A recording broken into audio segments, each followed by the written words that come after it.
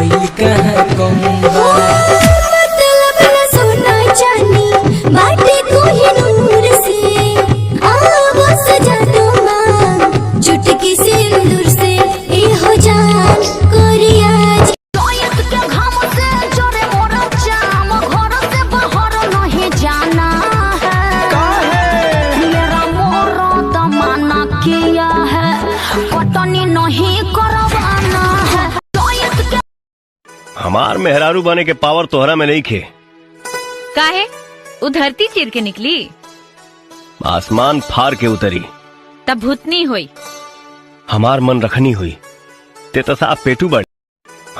जिंदगी